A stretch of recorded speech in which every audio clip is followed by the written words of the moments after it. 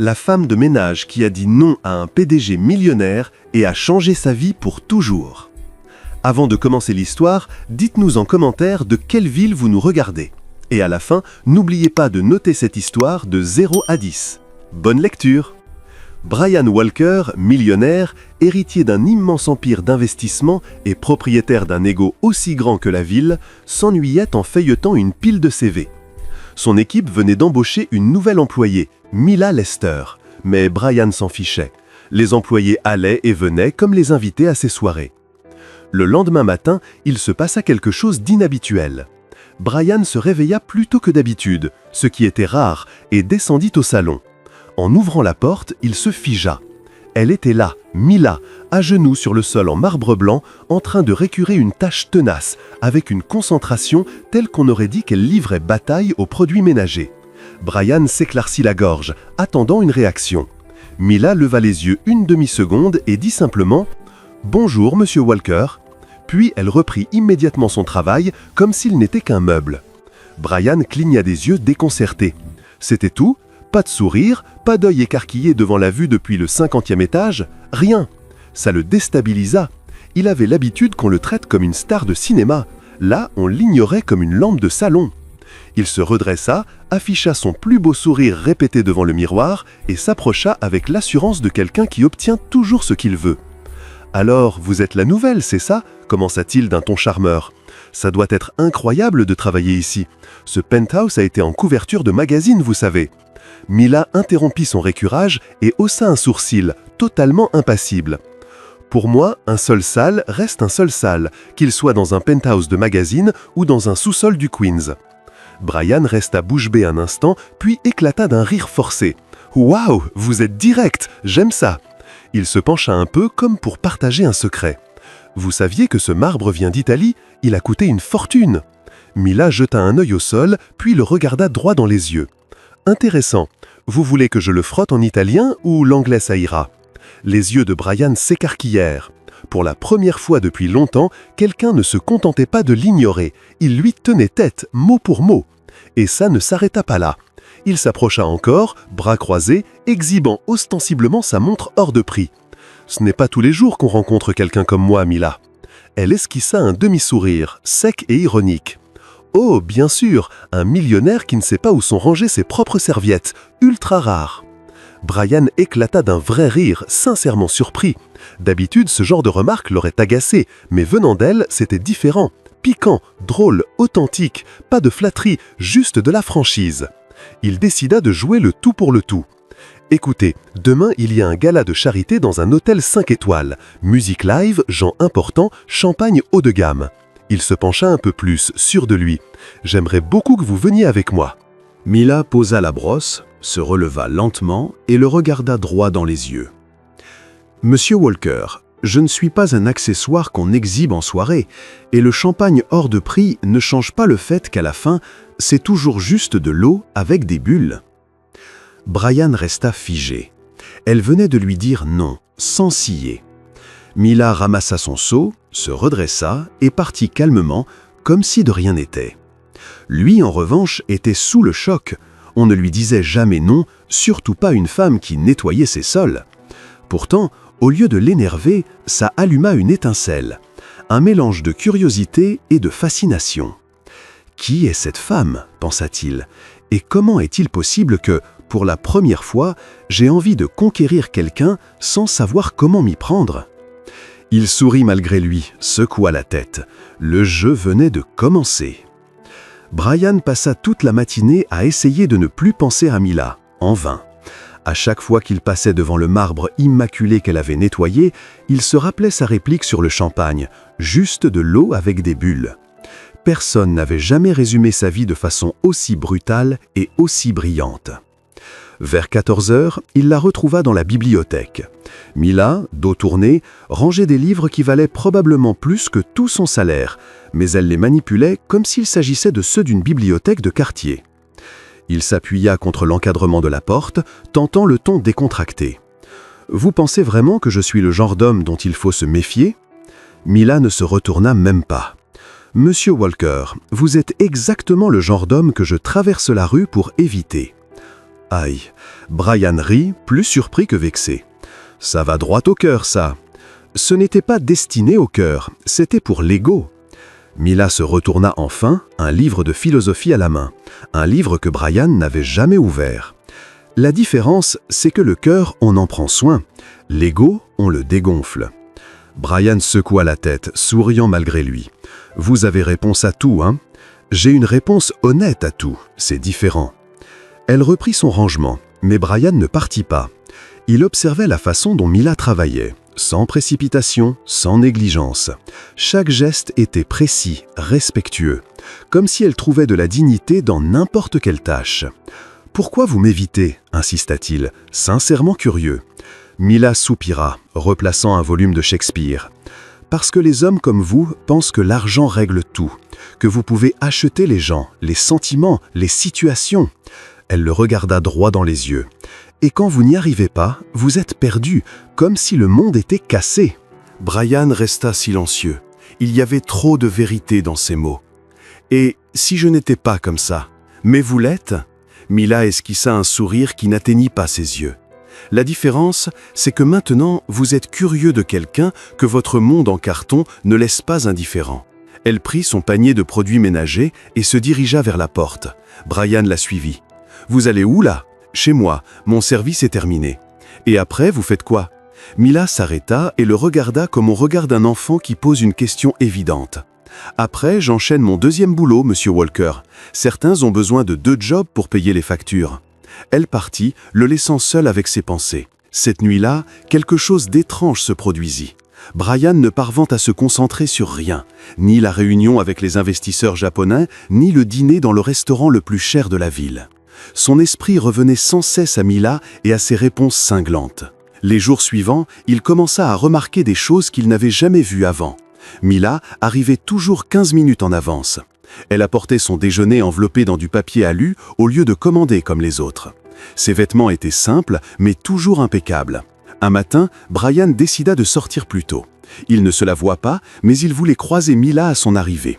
Le hasard fit bien les choses, il la vit descendre d'un bus à 3 pâtés de maison, marcher rapidement sur le trottoir. « Mila !» lança-t-il en agitant la main.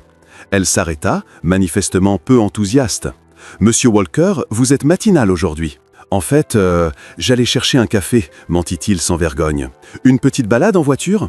Merci, mais j'ai vraiment besoin de marcher. » Mila ajusta la bretelle de son sac. « Le sport des pauvres, comme dit ma mère. »« Votre mère ?» Brian était sincèrement intéressé. Elle hésita, comme si elle en avait trop dit. « Elle va bien. Il faut y aller, Monsieur Walker. Le travail n'attend pas. » Mais Brian avait repéré l'hésitation. Il y avait quelque chose. Les jours suivants, il l'observa plus attentivement. Il remarqua qu'elle avait parfois l'air bien trop fatiguée pour son âge, qu'elle consultait souvent son téléphone avec un visage inquiet, qu'elle quittait parfois le travail en urgence. Intrigué, et pour la première fois réellement soucieux de quelqu'un d'autre, Brian décida de comprendre. Un après-midi, il la suivit discrètement. Il la vit prendre 2 bus jusqu'à un quartier beaucoup plus modeste du Queens. Elle entra dans un immeuble ancien, mais bien entretenu. Une demi-heure plus tard, elle ressortit en uniforme de serveuse de diner. Brian resta planté sur le trottoir, assimilant la scène. 2 jobs. Elle avait vraiment 2 jobs. Mais ce n'était pas tout. La semaine suivante, il découvrit qu'elle suivait aussi des cours du soir. Gestion d'entreprise à l'université locale. Brian était impressionné. Comment pouvait-on travailler autant et étudier en même temps ? Puis, il apprit pour sa mère. Un jeudi après-midi, il vit Mila quitter le travail en catastrophe, plus inquiète que d'habitude. Il la suivit jusqu'à un hôpital du Bronx. De loin, il la vit parler à une infirmière, visiblement bouleversée. Quand Mila ressortit, elle pleurait en silence. Brian ressentit une étrange pression dans la poitrine. Il ne savait pas ce que c'était, mais pour la première fois de sa vie, il voulait aider quelqu'un sans rien attendre en retour. Le lendemain, il appela son comptable personnel. « James, il faut que vous régliez des factures médicales pour moi. »« Bien sûr, Monsieur Walker. Pour qui ?» Brian donna le nom de la mère de Mila et l'hôpital. Il exigea une discrétion totale. Personne ne devait savoir d'où venait l'argent. Il pensait avoir fait une bonne action, un geste gentil et généreux. 2 semaines plus tard, Mila frappa à la porte de son bureau. L'expression sur son visage n'annonçait rien de bon. « Il faut qu'on parle, Monsieur Walker. » Brian leva les yeux de ses dossiers, feignant la surprise. Bien sûr, entrez, asseyez-vous. Mila ferma la porte et resta debout, bras croisés. Vous avez payé les factures de ma mère. Ce n'était pas une question. Brian tenta de garder un visage impassible. Je ne vois pas de quoi vous parlez. Ne me mentez pas. Mila s'approcha du bureau. L'hôpital a appelé. Un bienfaiteur anonyme avait tout réglé. Il m'a fallu 2 jours pour découvrir que c'était vous. Brian soupira, abandonnant la comédie. Et alors, tu avais besoin d'aide? Je t'ai aidé. Le problème, Mila posa les mains sur le bureau et se pencha en avant, c'est que je ne vous ai pas demandé votre aide, et surtout pas votre pitié. Ce n'était pas de la pitié, c'était... C'était quoi? Coupa-t-elle. De la charité? Un investissement pour m'impressionner? Dites-moi exactement ce que vous voulez de moi, monsieur Walker. Brian resta sans voix. Pour la première fois, il ne savait pas quoi répondre. J'ai juste vu que tu traversais une période difficile et toi, tu as décidé de réparer ma vie avec de l'argent. Mila recula d'un pas. Exactement comme je l'avais dit. Les hommes comme vous font ça. Mila attend. Non. Elle leva la main. Tu ne comprends pas, hein? Je travaille dur. J'étudie le soir. Je m'occupe de ma mère. Et j'en suis fier. Fier de subvenir aux besoins de ma famille grâce à mes propres efforts. Et toi, tu es arrivé et tu as tout piétiné. J'ai juste vu que tu traversais une période difficile et tu as décidé de réparer ma vie avec de l'argent. Mila recula d'un pas. Exactement comme je l'avais dit. Les hommes comme vous font ça. Mila attend. Non. Elle leva la main.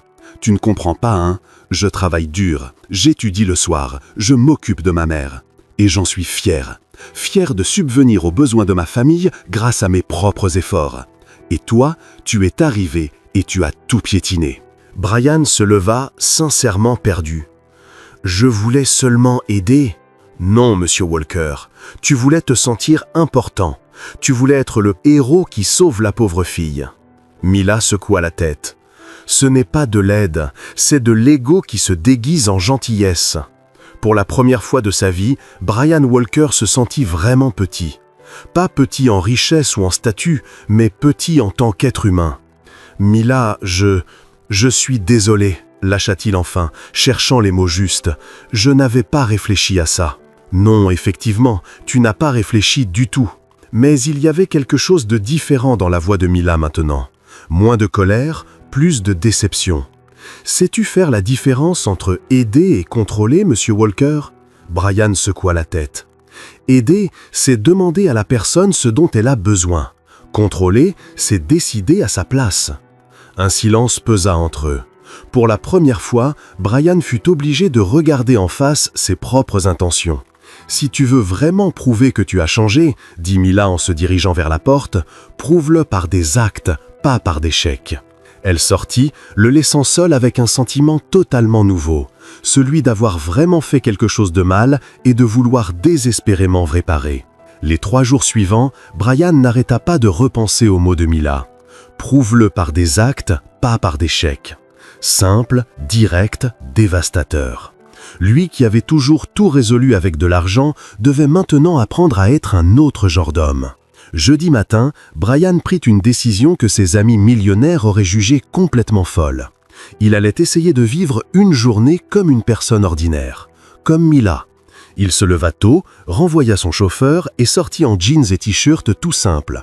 Pas de montre à 50 000 $, pas de costume italien, juste Brian Walker qui essayait d'être Brian. Premier défi, le métro. Il regarda l'entrée de la station comme un explorateur face à une grotte inconnue.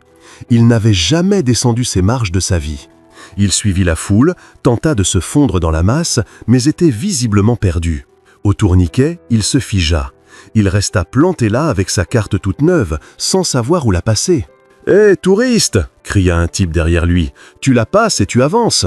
Brian rougit, obéit et finit par entrer. Le wagon était bondé. Il chercha une place assise, il n'y en avait pas, alors il resta debout, agrippé à la barre, ballotté à chaque virage. Une vieille dame à côté de lui sourit. « Première fois dans le métro, mon grand ?»« C'est si évident que ça ?» demanda Brian gêné. « Un peu, rit-elle, on dirait un pingouin qui essaye de voler. » Quand il arriva enfin au bureau, Brian était en sueur et ses cheveux en bataille. Mila le vit entrer dans le hall et écarquilla les yeux. « Monsieur Walker, vous êtes différent aujourd'hui ?»« J'ai pris le métro, annonça-t-il, fier comme un gamin qui a réussi à lasser ses chaussures tout seul. Mila cligna plusieurs fois des yeux. « Le métro? Vous ?» « Oui, c'était une expérience. » Il tira sur son t-shirt froissé. « J'ai failli rater mon arrêt. Une dame m'a traité de pingouin et je ne comprends toujours pas pourquoi tout le monde court autant. » Pour la première fois, Mila éclata d'un vrai rire, pas ironique. « Monsieur Walker, vous avez pris un petit déjeuner ?»« En fait, non. D'habitude, c'est mon cuisinier qui s'en occupe.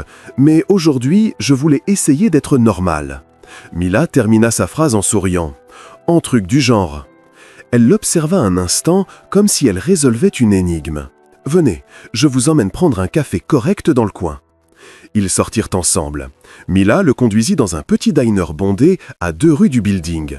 Le genre d'endroit où Brian n'avait jamais mis les pieds. Chaises en plastique, menu écrit à la craie, patron grec qui hurlait les commandes. « 2 cafés, 2 muffins myrtilles, George !» lança Mila par-dessus le bruit. « Mila, ma belle !» répondit George en agitant la main. « C'est qui le mec ?»« Un ami qui apprend à vivre dans le monde réel » répondit-elle en entraînant Brian vers une petite table au fond.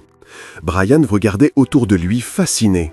L'endroit était rempli de gens normaux, employés de bureau, infirmières en fin de service, étudiants avec des ordinateurs fatigués. Des vraies conversations, des rires spontanés, la vie sans scénario. Mila s'assit en face de lui. « Vous avez vraiment pris le métro ?»« Vraiment. » Brian sourit. « Et tu sais quoi? C'était horrible, mais aussi intéressant. »« Intéressant comment ? » J'ai découvert qu'il y a tout un monde qui tourne pendant que je suis enfermé dans mon penthouse. Il prit le café que George posa devant lui. « Merci, combien je vous dois ?»« 4,50 » répondit George. Brian manqua s'étouffer. Pas à cause du prix, mais parce que c'était probablement le café le moins cher qu'il ait jamais bu, et qu'il était délicieux. « Monsieur Walker, » dit Mila en l'observant avec curiosité, « je peux vous poser une question personnelle ?»« Bien sûr. »« Vous savez cuisiner ?» Brian rit, gêné. « Je sais commander à emporter. »« Ça ne compte pas. » Elle secoua la tête. « Et faire la lessive ? » J'ai un service qui vient chercher et ramène le linge. « Nettoyer la maison pendant que vous y travaillez ?» Mila posa son menton dans sa main, pensive.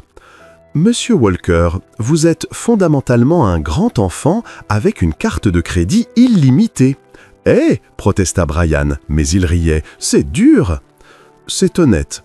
Grosse différence. » Elle finit son café. « Vous voulez vraiment changer ? » ?»« Oui. »« Alors venez chez moi ce soir. » Brian faillit lâcher sa tasse. « Chez vous ? Je vais vous apprendre à faire à manger. » Mila se leva. « Et non, ce n'est pas un dîner romantique, c'est un cours de survie pour adultes. » À 19h00, Brian se tenait devant la porte de l'appartement de Mila à Queens, un bouquet de fleurs acheté au coin de la rue à la main. Quand elle ouvrit, en jeans et t-shirt à motif chat, il se sentit totalement hors de son élément. « Des fleurs ?» demanda-t-elle en haussant un sourcil. « C'est poli d'apporter des fleurs quand on rend visite à une dame. »« Monsieur Walker, c'est un cours de cuisine, pas un rencard. » Mais elle prit le bouquet en souriant. « Merci, elles sont jolies. » L'appartement était petit mais chaleureux. Mobilier simple, photos de famille au mur, livres empilés partout. Brian avait l'impression d'être entré dans un autre monde. « Ta mère va bien ?» demanda-t-il en remarquant la photo d'une femme plus âgée sur la table basse. « Mieux, merci. » Mila mit les fleurs dans un vase. « Elle est chez ma tante ce soir. Elle a dit qu'elle ne voulait pas gêner ma mission de civilisation du millionnaire. » Brian éclata de rire. « Elle est au courant pour moi ? Ma mère sait tout. Les mamans ont des super pouvoirs pour ça. » Mila se dirigea vers la cuisine. « Allez, on commence par quelque chose de simple, des œufs brouillés. »« Je sais faire frire un œuf, » affirma Brian, sûr de lui. « Ah oui ? Combien de fois tu penses l'avoir vu dans les films ?» Mila croisa les bras, amusée. « Les films, ça ne compte pas, monsieur Walker. Montre-moi. » Elle lui tendit une poêle, de l'huile et 2 œufs. Brian regarda les ingrédients comme s'il s'agissait d'un kit de laboratoire. « D'abord, on allume le gaz, » indiqua Mila. Brian tourna la molette. La flamme jaillit trop haut. « Plus bas, monsieur Walker. L'idée, c'est de cuire, pas d'incendier ma cuisine. » Il ajusta, versa l'huile, attendit qu'elle chauffe. Jusqu'ici, tout va bien. Puis il prit le premier œuf. Comment je casse ça sans tout salir? Sur le bord de la poêle, doucement. Brian tapa l'œuf. Trop fort, la coquille explosa, tomba dans l'huile chaude avec le blanc et le jaune. Oups! Monsieur Walker, l'œuf doit sortir de la coquille, pas l'emmener en promenade. Mila s'amusait clairement. Je recommence. Le deuxième fut pire. Brian rata la poêle. Le jaune et le blanc coulèrent sur le plan de travail. Mila ne put retenir son rire. « Vous êtes un danger public en cuisine. »« Ce n'est pas aussi facile que ça en a l'air, » protesta Brian en essuyant le désastre. « Viens là. » Mila s'approcha, prit un autre œuf. « Voilà comment on fait. » Elle se plaça à côté de lui, guida sa main pour casser l'œuf correctement. Brian sentit son parfum léger, remarqua que ses doigts étaient délicats mais assurés. Pendant un instant, il oublia complètement l'œuf. « Monsieur Walker, vous suivez ?»« Désolé, c'est juste que tu sens vraiment bon. » Mila rougit légèrement, mais ne recula pas. « Concentrez-vous sur la nourriture, Monsieur Walker. » Au bout d'une demi-heure, 3 œufs sacrifiés et une cuisine qui ressemblait à un champ de bataille, Brian réussit enfin à faire quelque chose qui ressemblait vaguement à des œufs brouillés. « Pas terrible, » dit Mila après avoir goûté, en essayant de ne pas faire la grimace. « Ne me mens pas, tu as dit que l'honnêteté c'était important. »« C'est assez mauvais, avoua-t-elle en riant. Mais c'était ta première fois. Tout le monde commence quelque part. » Ils s'assirent à la petite table de cuisine pour manger des œufs légèrement brûlés et parler. Pour la première fois, Brian se sentait détendu. Il n'avait pas besoin d'impressionner qui que ce soit. Il n'avait pas besoin d'être Brian Walker le millionnaire. Il pouvait simplement être lui. « Mila, je peux te demander quelque chose ? Vas-y. Pourquoi tu m'aides, après ce que j'ai fait ? » « Parce que tout le monde mérite une seconde chance, » répondit-elle en le regardant dans les yeux. « Et parce que, pour la première fois, je vois que tu essayes vraiment de changer. Comment tu le sais ?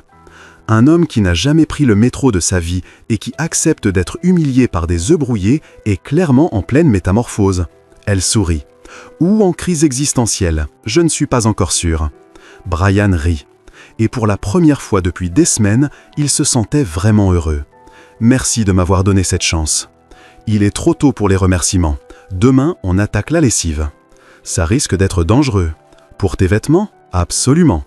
Ils rirent ensemble et Brian comprit que quelque chose avait changé entre eux. Le mur patron-employé s'effritait.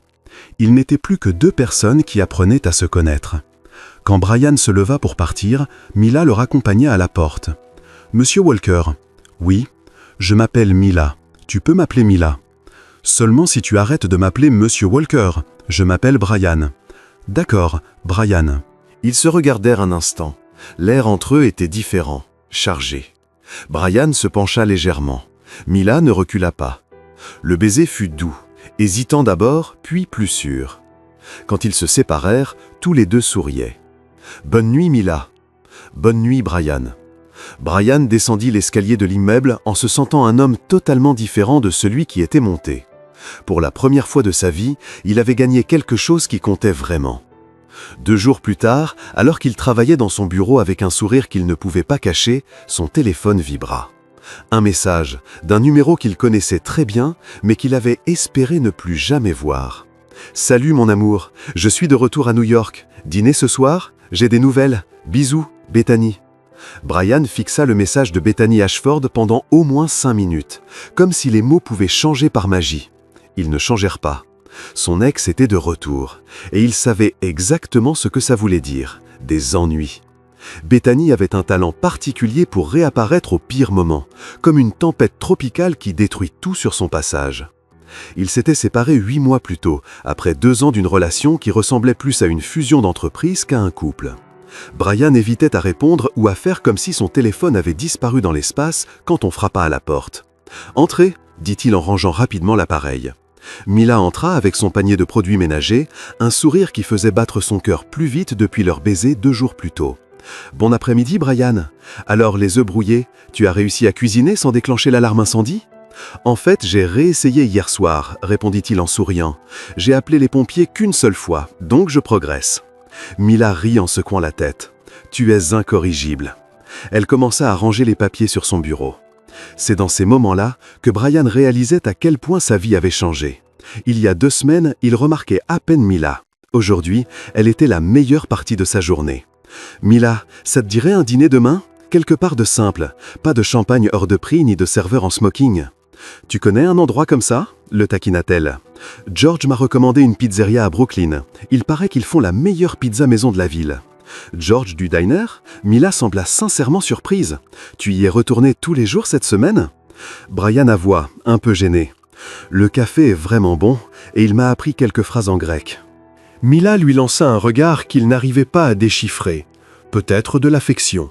« D'accord, mais je paye ma part. » « Mila, pas de discussion.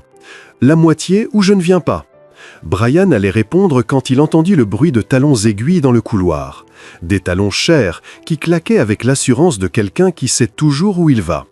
Il connaissait ce bruit. La porte s'ouvrit sans prévenir et Bethany Ashford entra comme si l'endroit lui appartenait. Cheveux blonds impeccablement coiffés, robe rouge qui coûtait plus que le salaire mensuel de Mila, sourire tranchant comme du verre. « Brian, chérie !» Elle marcha droit vers lui, ignorant totalement Mila. « Tu n'as pas répondu à mon message. J'ai pensé que tu étais simplement trop occupé pour regarder ton téléphone. » Brian se leva par réflexe, plus par habitude que par politesse. « Bethany, je ne t'attendais pas ici. Les surprises, c'est plus drôle, tu ne trouves pas ?» Bethany remarqua enfin Mila, qui avait arrêté de ranger les papiers et les observait avec une curiosité calme. « Oh, pardon, je ne savais pas que tu avais de la compagnie. » La façon dont elle prononça « compagnie » fit rétrécir Brian intérieurement.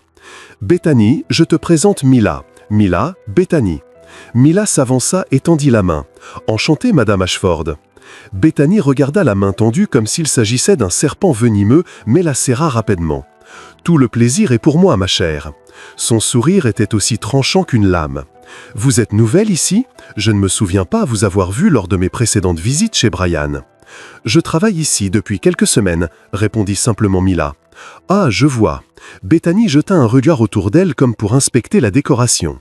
Brian a toujours été très généreux avec le personnel. C'est admirable la façon dont il prend soin des plus défavorisés. Le ton condescendant fit grimacer Brian intérieurement. Mila, elle, resta parfaitement neutre. « C'est vrai, il m'apprend beaucoup sur la générosité, » dit-elle en rangeant ses produits. « Je vous laisse discuter. À plus tard, Brian. » Elle sortit en refermant doucement la porte.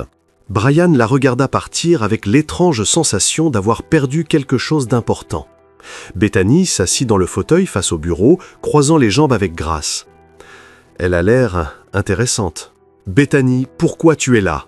Droit au but, elle rit, un rire cristallin qui le charmait autrefois et qui aujourd'hui sonnait fou.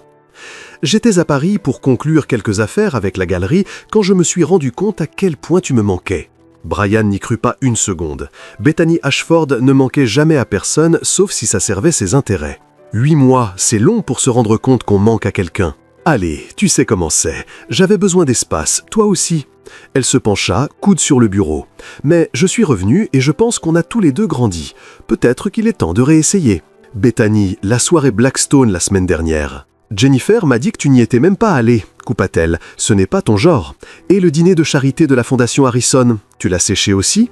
Brian avait complètement oublié ces événements mondains. Ces derniers temps, son idée du plaisir, c'était boire un café pas cher avec George et apprendre à ne pas brûler des œufs. J'ai été occupé. Avec quoi ? Bethany balaya la pièce du regard. Brian, tu ne vas quand même pas me dire que tu envisages sérieusement quelque chose avec cette fille ? Quelle fille ? L'employé, dit-elle comme si le mot était sale.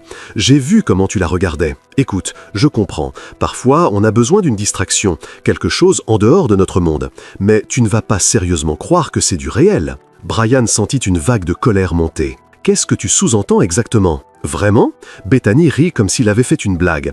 Elle fait ton ménage. Vous n'avez rien en commun. Vous parleriez de quoi au dîner ? De produits d'entretien ? Tu ne la connais pas. Je n'ai pas besoin de la connaître. Bethany se leva et contourna le bureau pour se rapprocher. Je te connais, toi. Je connais notre monde. Souviens-toi comme c'était bien ensemble. Les voyages, les soirées, les contrats signés dans les dîners mondains. Elle posa une main sur son épaule, geste familier qui autrefois le rassurait. « Bethany, il y a une exposition qui ouvre ce soir au Met. Tout le monde y sera. » Elle se pencha, murmura à son oreille « On peut y aller ensemble, montrer qu'on est de retour, comme avant. » Brian ferma les yeux un instant. Comme avant. Des soirées pleines de gens qu'il connaissait à peine. Des conversations vides sur l'argent et le statut, des relations basées sur les apparences. Il y a un mois, c'était toute sa vie. Je ne sais pas si c'est une bonne idée. Bien sûr que si, Bethany sourit, confiante. Mets ton smoking noir, celui d'Armani que tu portais au gala l'an dernier. Je passe te prendre à 20h. Elle se dirigea vers la porte, s'arrêta, se retourna. Et Brian, peut-être vaut-il mieux ne pas parler de ta petite phase expérimentale à nos amis, ils ne comprendraient pas.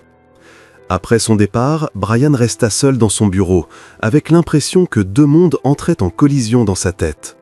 D'un côté, Bethany et tout ce qu'elle représentait, son passé, son cercle, la vie qu'il avait toujours connue. De l'autre, Mila et la possibilité d'être quelqu'un de différent, quelqu'un de meilleur. 1 heure plus tard, il trouva Mila en train de nettoyer les vitres de l'accueil. « Elle a l'air intéressante », dit Mila sans le regarder. « Mila, à propos de ce qu'elle a dit, tu n'as rien à m'expliquer. » Elle trempa son chiffon dans la solution. « Tout le monde a un passé. Bethany et moi, c'est fini depuis des mois. Elle revient juste... Ça arrive. » Brian remarqua quelque chose de différent dans sa voix, plus distant, plus formel. « Mila, qu'est-ce qui se passe entre nous ?» « Brian, soupira-t-elle, j'ai vraiment aimé apprendre à te connaître. J'ai aimé voir que tu pouvais être différent de ce que j'imaginais, mais peut-être qu'on se fait des illusions. » « Comment ça ? On vient de mondes complètement différents. Ton ex l'a très bien rappelé. » Elle reprit le nettoyage des vitres, évitant son regard. « Et peut-être qu'elle a raison. Ne dis pas ça. Brian, tu vas à des soirées qui coûtent plus que mon salaire annuel. Tes amis ne savent probablement même pas que des gens comme moi existent. » Elle arrêta de nettoyer. « Je ne peux pas rivaliser avec ça. »« Tu n'as pas à rivaliser. »« Si, je dois. » Elle recula quand il tenta de se rapprocher. « Et la vérité, c'est que tu vas devoir choisir. Tu ne peux pas vivre éternellement dans deux mondes à la fois. » Mila rangeait ses produits et se dirigea vers l'ascenseur. « Mila, attends. Bonne chance pour l'exposition ce soir, Brian. Je suis sûr que ce sera magnifique. » Les portes de l'ascenseur se refermèrent et Brian resta seul dans le hall, comprenant qu'il venait de perdre quelque chose de bien plus précieux que n'importe quelle œuvre d'art qu'il verrait ce soir-là. Les 3 jours suivants, Brian Walker découvrit ce que signifiait vraiment manquer quelqu'un. Ce n'était pas comme regretter un objet hors de prix perdu ou un voyage annulé. C'était une sensation physique, comme si une partie de lui avait purement et simplement disparu. Mila évitait soigneusement de croiser son chemin dans les couloirs. Quand, par hasard, ils se retrouvaient face à face, elle le saluait poliment. « Bonjour, monsieur Walker », puis passait son chemin comme s'il n'était qu'un meuble de luxe parmi d'autres dans le penthouse. Ce retour au vouvoiement et à la distance formelle faisait plus mal que tout ce qu'elle aurait pu lui dire. Brian était bien allé à l'exposition du Metropolitan avec Bethany, comme promis. Il avait passé 3 heures à écouter des commentaires prétentieux sur l'art, à faire semblant de s'intéresser aux conversations sur des investissements dans des vignobles français et à sourire pour les photos qui paraîtraient dans la rubrique mondaine des journaux. Le lendemain de la soirée, alors que Bethany discutait avec un groupe d'amis de son dernier achat sur la 5e avenue, Brian s'était surpris à imaginer la réaction de Mila dans ce genre d'environnement. Elle aurait sans doute lancé une remarque bien sentie sur le fait que certains dépensent en un dîner ce que d'autres familles gagnent en un mois. « Brian, chéri, tu écoutes ?» Bethany lui toucha le bras pour le ramener à la réalité. « Désolé, je pensais au travail. »« Au travail ? En soirée ?» Elle rit en secouant la tête. « Tu dois vraiment réapprendre à te détendre. » Mais Brian ne parvenait plus à se détendre. Il ne parvenait plus à faire semblant de s'amuser, ni à prétendre que tout cela avait encore un sens pour lui. Le 4e matin sans vraie conversation avec Mila, Brian était dans son bureau, essayant de se concentrer sur des rapports financiers, quand Bethany réapparut. Cette fois, elle était accompagnée de 2 amies, Jennifer Morrison et Amanda Sterling, 2 héritières qu'il connaissait depuis l'adolescence. « Surprise !» lança Bethany en entrant rayonnante. « Je t'ai amené de la compagnie pour déjeuner. » Brian se leva, affichant un sourire poli de circonstance. « Jennifer, Amanda, comment allez-vous » « Merveilleusement bien !» répondit Jennifer en lui faisant la bise dans le vide. « Bethany nous a parlé de vous 2, nous sommes ravis. »« Ravis de nous 2 ?» Brian regarda Bethany perplexe. « Oh Brian, ne sois pas timide » intervint Amanda en s'asseyant sans y être invitée. « Tout le monde ne parle que de vous à l'exposition d'hier. Quel beau couple vous formez !» Brian sentit son estomac se nouer. Il n'y avait rien d'officiel entre Bethany et lui, mais il connaissait le jeu mondain. Les apparences comptaient plus que la vérité, et se montrer ensemble en public signifiait bien plus qu'ils ne l'avaient voulu. « En réalité, commença-t-il, Bethany le coupa aussitôt. Brian a toujours été pudique sur ces choses-là. Elle rit en lui prenant possessivement le bras. Mais on ne peut pas le nier, chérie, les photos sont dans le journal ce matin.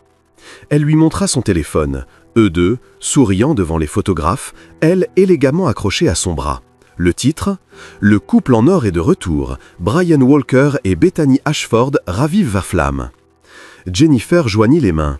Vous êtes parfaits l'un pour l'autre. À cet instant, on frappa doucement à la porte. Mila entra avec un plateau de café, manifestement sans s'attendre à des visiteurs. « Pardon, je ne savais pas que vous aviez du monde », dit-elle en gardant les yeux baissés. « Non, ce n'est rien, entrez », lança rapidement Brian.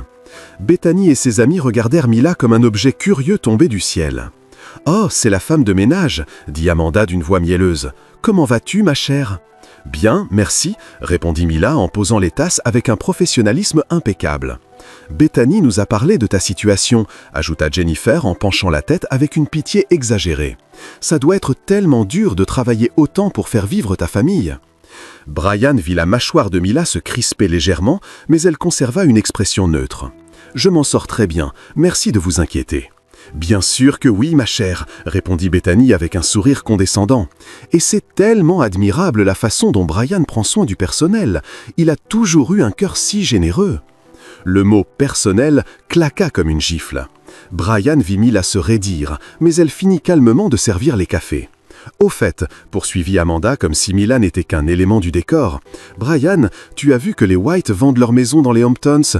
Ce serait parfait pour vous deux comme résidence d'été. »« Résidence d'été » répéta Brian encore sur le choc du moment. « Pour après le mariage, évidemment, » rit Jennifer. « Inutile de faire semblant que vous n'y pensez pas. Vous avez toujours été faits l'un pour l'autre. » Brian regarda Mila, qui avait terminé de servir, et se dirigeait discrètement vers la porte. Leurs regards se croisèrent une fraction de seconde et il vit quelque chose qui le brisa, de la résignation. « Excusez-moi », dit doucement Mila avant de sortir. Les trois femmes continuèrent à parler mariage, maison et avenir, mais Brian n'entendait plus rien. Il n'avait plus que l'image du visage de Mila en tête. Elle avait abandonné tout espoir. « Brian ?» Bethany lui toucha la main. « Ça va? Tu as l'air ailleurs ?» Il les regarda toutes les trois, puis les photos dans le journal, cette vie qu'il ne voulait plus.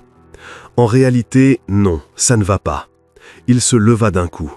« Et il faut que je mette les choses au clair. »« Quoi donc, chérie ?»« Bethany, nous ne sommes pas ensemble, » dit-il simplement, la voix résonnant dans le bureau silencieux. Les trois femmes le dévisagèrent comme s'il venait d'annoncer qu'il partait vivre sur Mars. « Comment ça ?» demanda Amanda perdue. « Nous ne sortons pas ensemble, nous ne nous remettons pas ensemble, nous ne prévoyons ni mariage ni maison. » Brian continua, se sentant étrangement libre à chaque mot. « Nous sommes allés à une seule soirée ensemble, point final. » Bethany se leva, rouge d'embarras. « Brian, ne sois pas ridicule, tu traverses une crise ou quoi ?»« Non, la coupa-t-il, pour la première fois depuis des mois, je suis honnête. » « Honnête à propos de quoi ?» demanda Jennifer. Brian regarda la porte par laquelle Mila était sortie. Il prit la décision la plus importante de sa vie, d'être amoureux de quelqu'un d'autre. Le silence qui suivit fut assourdissant.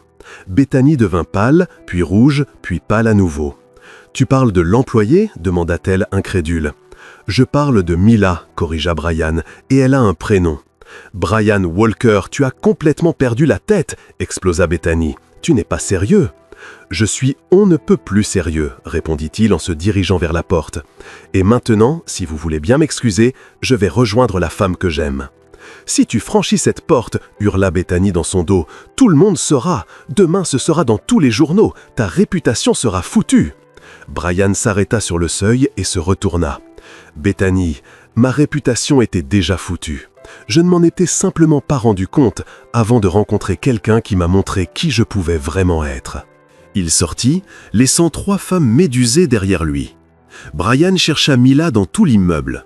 Il la trouva enfin sur le toit terrasse, en train de regarder la ville à travers les grandes baies vitrées. Mila ? Elle se retourna, elle avait pleuré.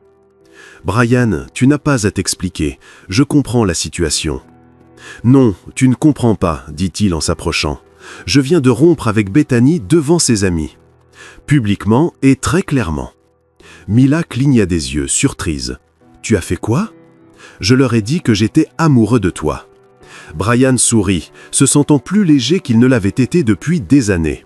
« Et que les journaux, les ragots ou l'avis de qui que ce soit, je m'en fiche complètement. » Brian, elle secoua la tête. « Tu ne sais pas ce que tu fais.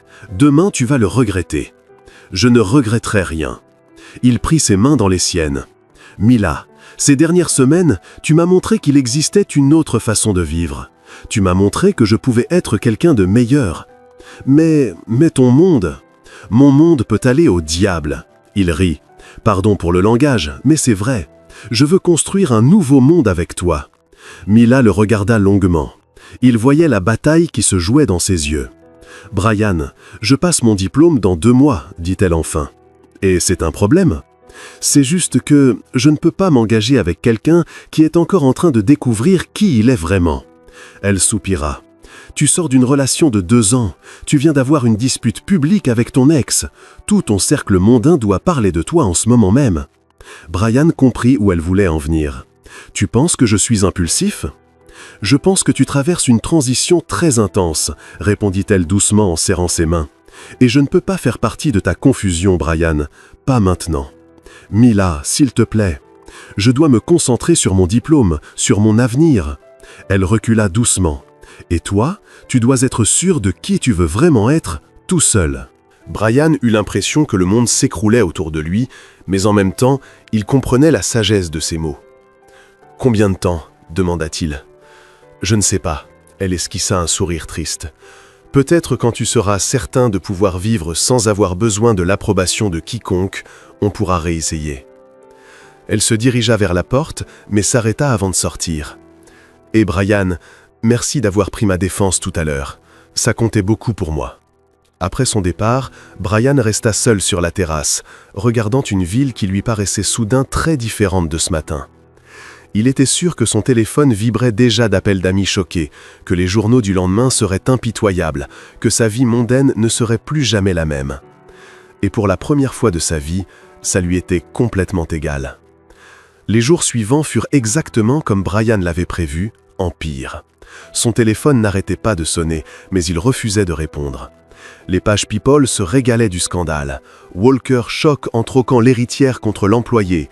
La fin d'un conte de fées. Brian a tout plaqué pour la femme de ménage. Il jeta tous les journaux à la poubelle sans même les lire jusqu'au bout. Pour la première fois de sa vie, il se fichait de ce qu'on écrivait sur lui. Ce qu'il rongeait vraiment, c'était l'absence de Mila. Elle avait demandé un transfert temporaire sur un autre étage, expliquant que ce serait plus professionnel de garder ses distances le temps que les choses se calment. Brian essayait de respecter l'espace qu'elle réclamait, mais c'était plus dur qu'il ne l'avait imaginé.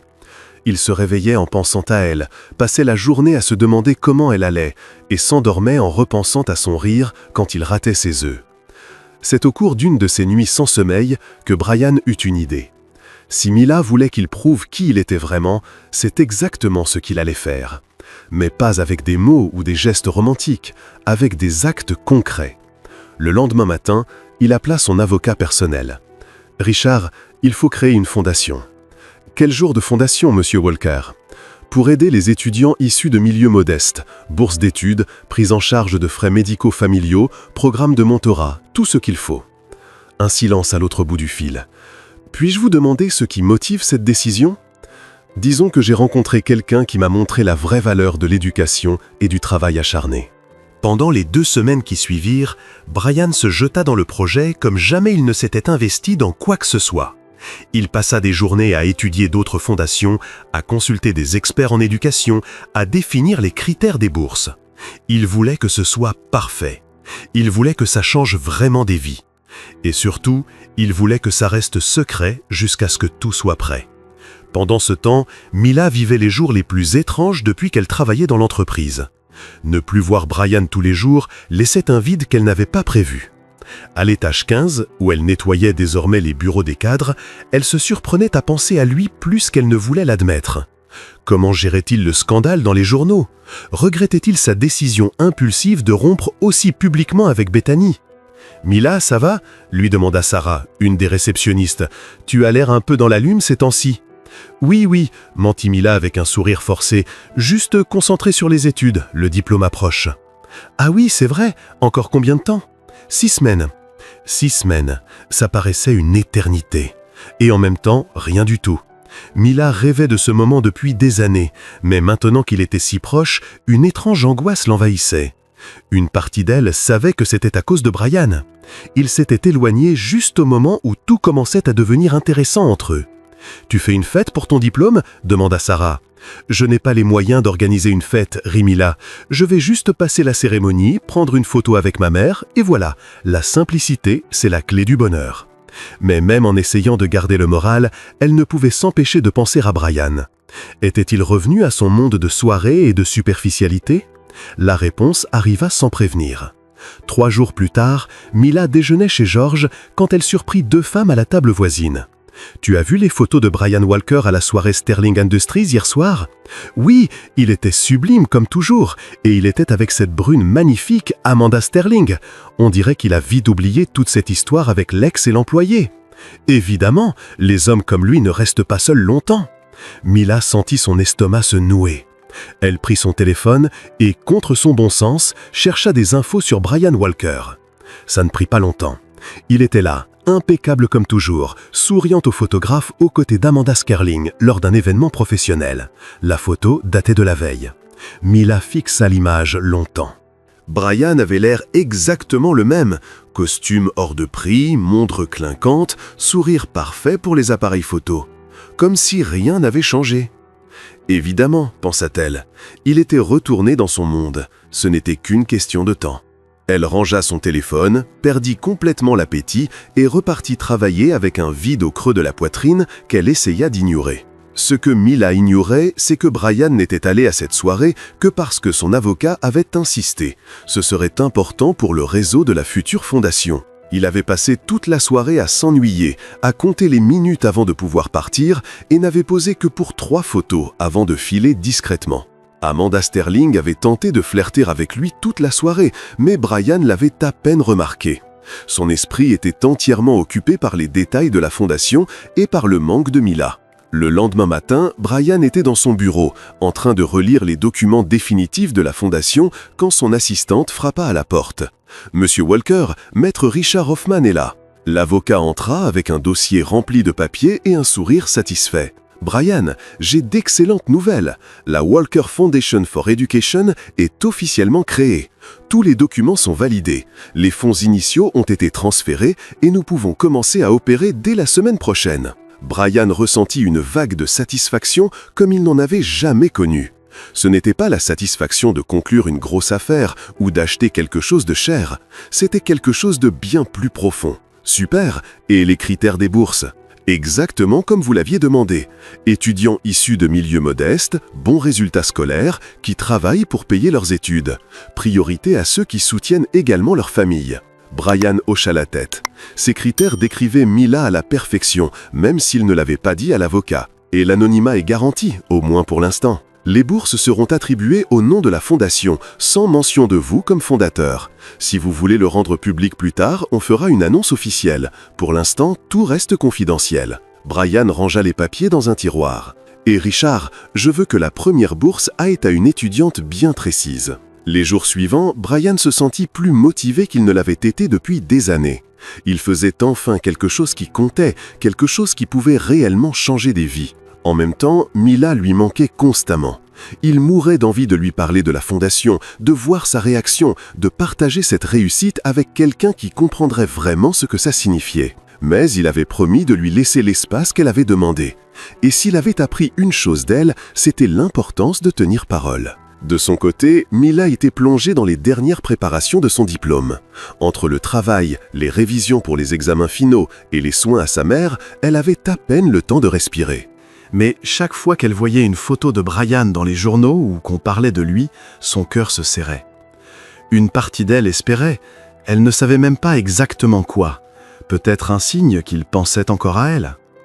Mais les semaines passaient et rien ne se produisait. « C'est mieux comme ça, se disait-elle. Il est retourné dans son monde. Moi, je me concentre sur mon avenir. Tout est revenu à la normale. » Sauf que rien ne paraissait normal. Le dîner de George n'avait plus le même charme sans Brian qui posait des questions sur le menu. Les œufs brouillés qu'elle faisait chez elle lui rappelaient leurs éclats de rire dans sa cuisine. Même nettoyer les bureaux de l'entreprise avait perdu de son sens. Un matin, 5 semaines avant la remise des diplômes, Mila reçut un appel inattendu du secrétariat de l'université. « Mademoiselle Lester, nous avons une bonne nouvelle. Vous avez obtenu une bourse qui couvrira l'intégralité de vos frais pour le dernier semestre, y compris la cérémonie de remise des diplômes. » Mila manqua lâcher son téléphone. « Quoi? Je n'ai jamais candidaté à aucune bourse !» La Walker Foundation for Education vous a sélectionné sur la base de votre dossier scolaire et de votre situation financière. Félicitations! Mila resta silencieuse un long moment. Walker Foundation, le nom de famille de Brian. Était-ce possible? Est-ce que je peux savoir qui se cache derrière cette fondation? Cette information est confidentielle, mademoiselle. Je peux seulement vous dire qu'il s'agit d'une organisation sérieuse qui aide des étudiants comme vous. Après avoir raccroché, Mila resta figée au milieu de la pièce, essayant d'assimiler ce qu'elle venait d'entendre. Ça pouvait être une coïncidence, Walker est un nom courant, mais au fond d'elle, elle savait que non. Et pour la première fois depuis des semaines, elle sourit vraiment. 3 jours après la nouvelle de la bourse, Mila retournait encore l'information dans tous les sens. À chaque fois qu'elle pensait à la Walker Foundation, elle ressentait un mélange étrange d'espoir et de doute. Brian avait-il vraiment créé une fondation? Ou était-ce encore une manière de contrôler sa vie avec de l'argent, comme il l'avait fait avec les factures médicales de sa mère? Elle décida de ne pas se faire trop d'illusions. Après tout, les photos dans les journaux le montraient clairement de retour dans le monde des soirées et des mondains. La bourse n'était peut-être qu'une coïncidence de nom. Mila, on dirait quelqu'un qui a gagné au loto mais qui n'est pas sûr que le ticket soit valable, lança George au dîner en lui tendant son café habituel. C'est une description assez juste, rit Mila en remuant son sucre, pensive. Parfois, les bonnes choses de la vie viennent avec des petites lignes en bas de page. Ou parfois, on complique tout toute seule, répondit George en essuyant le comptoir. Tu as eu une bourse parce que tu la mérites, gamine.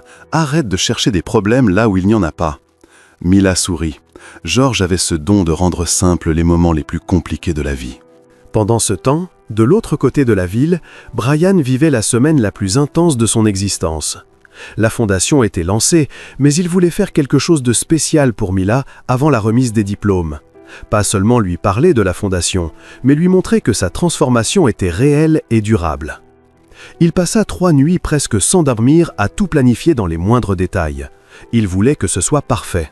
« Monsieur Walker, le créateur que vous avez engagé est là pour les détails de la robe », annonça son assistante. « Faites-le entrer. » Marcus Delroy était l'un des couturiers les plus respectés de New York, connu pour ses robes uniques pour les grandes occasions. « Monsieur Walker, je comprends que vous cherchez quelque chose de spécial pour la remise de diplôme d'une jeune femme, dit Marcus en consultant ses notes. Avez-vous des préférences de couleur ou de style ? Brian pensa à Mila, son élégance toute simple, sa beauté sans artifice. Quelque chose qui mette en valeur sa beauté naturelle. Rien de clinquant, ni de trop chargé. Ce n'est pas le genre de personne qui aime être au centre de l'attention. Compris. Et le budget ?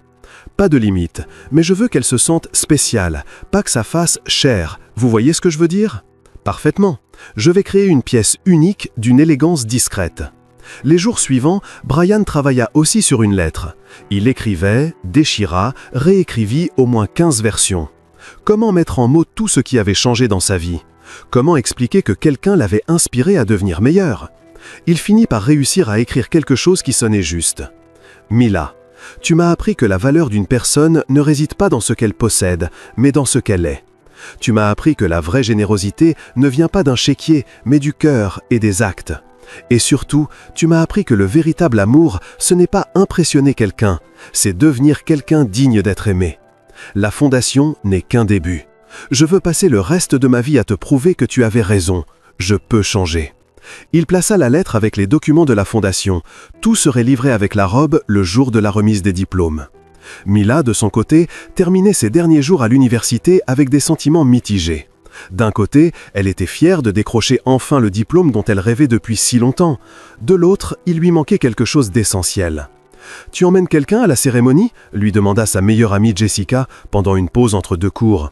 « Juste ma mère », répondit Mila en rangeant ses livres dans son sac. « Elle marche à peine, mais elle m'a dit qu'elle ne raterait ma remise des diplômes pour rien au monde, même en fauteuil roulant. » « Et le riche dont tu as parlé quelquefois, Brian ?» Mila fit la grimace. « C'était juste une passade, il est retourné dans son petit monde. » « Tu es sûr? Parce que la façon dont tu parles de lui... » « Jessica, certains contes de fées n'ont pas de fin heureuse, » coupa Mila, sans amertume. « Et c'est très bien comme ça. La vraie vie vaut mieux que les contes de fées. » Le vendredi matin, une semaine avant la remise des diplômes, Mila se préparait à partir au travail quand on sonna à la porte. Un livreur tenait une grande boîte élégante. « Livraison pour Mila Lester. »« Je n'ai rien commandé, vous êtes sûr que c'est pour moi ?»« Nom et adresse correspondent, madame, et c'est déjà payé. » Mila signa, perplexe, rentra la boîte et l'ouvrit avec précaution. À l'intérieur se trouvait une robe qui la laissa littéralement sans voix. Elle était magnifique, d'une beauté qu'elle n'avait jamais vue. Pas clinquante, pas couverte de paillettes, élégante, raffinée, d'un vert émeraude qui faisait ressortir ses yeux. Le tissu était fluide et doux, et même sans l'essayer, elle savait qu'elle lui irait parfaitement. Avec la robe, une enveloppe.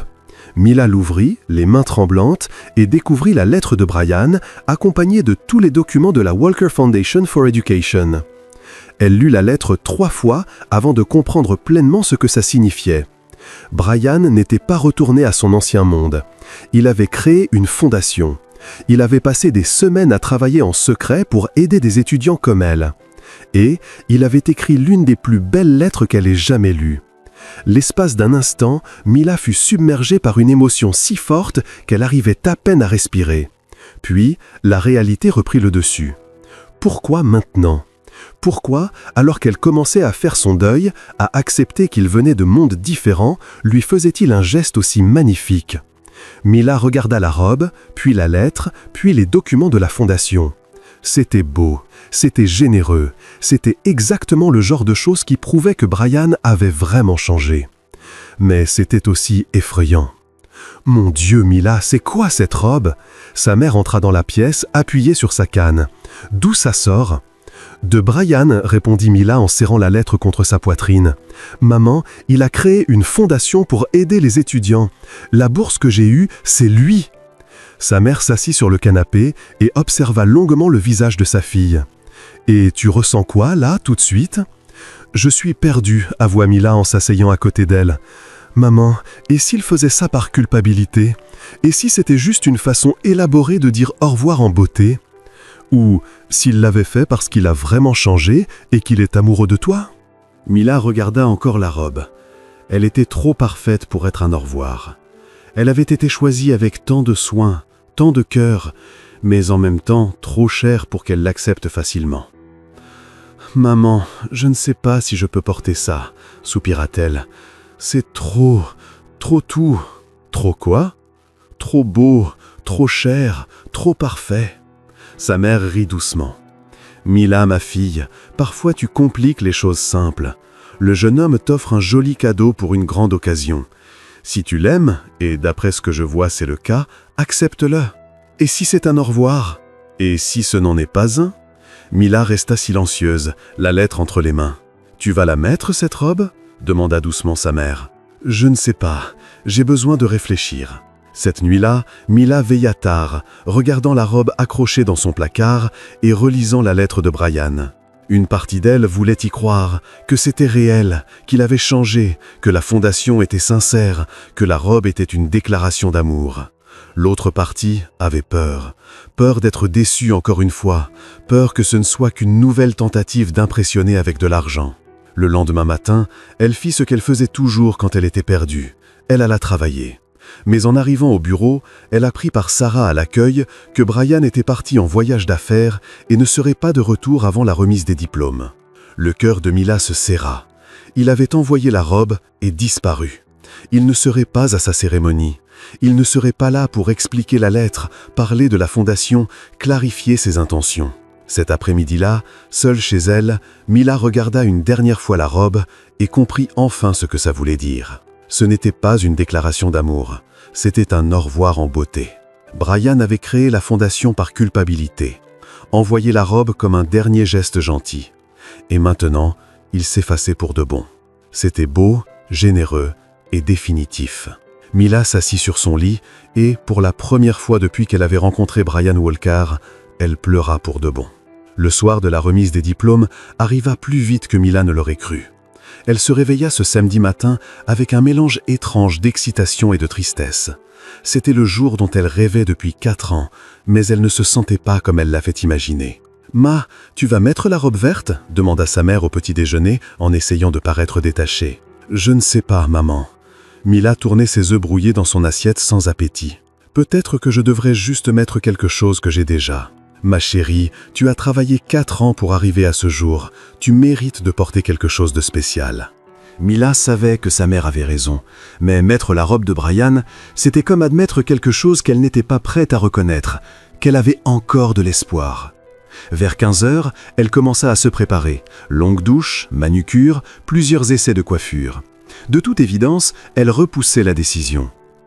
À 17 heures, elle se planta enfin devant son armoire, face à ses 2 options. Une petite robe noire qu'elle avait achetée l'année précédente, ou la robe vert émeraude choisie par Brian.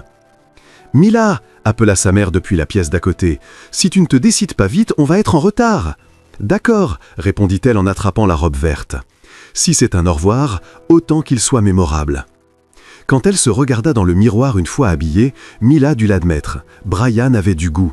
La robe la sublimait sans la transformer. Elle mettait en valeur sa beauté naturelle sans en faire trop, comme si elle avait été faite pour elle, ce qui était probablement le cas. « Oh mon Dieu, Mila !» Sa mère apparut dans l'encadrement de la porte, appuyée sur sa canne, les yeux pleins de larmes. « Tu es magnifique !»« Merci, maman. » Mila l'aida à s'asseoir sur le lit. « Ça va? Tu es sûre de pouvoir y aller ?»« Ma chérie, je ne raterai ta remise de diplôme pour rien au monde, même en fauteuil roulant. » Elles rirent ensemble et, pour la première fois de la journée, Mila se sentit vraiment heureuse. La cérémonie avait lieu dans la grande ballroom de l'hôtel Atoria, en plein cœur de Manhattan. Une salle élégante, avec lustre en cristal et décor classique, sans excès. Quand Mila et sa mère arrivèrent, la salle était déjà pleine de diplômés et de leurs familles. L'énergie festive était contagieuse. « Mila !» Jessica courut, ravissante dans une robe rose pâle. « Tu es sublime! D'où vient cette robe ?» Longue histoire, sourit Mila en installant sa mère près de la scène. Eh bien, celui qui te l'a offerte a un goût impeccable. La cérémonie commença à 19 heures précises. Mila écouta les discours du doyen, des professeurs, des invités d'honneur, mais une partie de son esprit était ailleurs.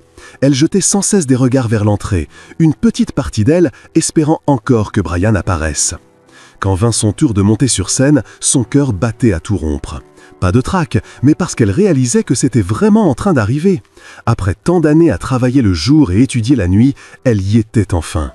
Mila Charlotte Lester, licence en administration des entreprises avec mention, annonça le doyen. La salle applaudit, Mila entendit sa mère crier de joie au milieu du public. Elle sourit, salua de la main et, pour la première fois depuis des semaines, elle se sentit pleinement là. Après la partie officielle, la soirée dansante commença. Musique, famille qui discute, photos entre camarades.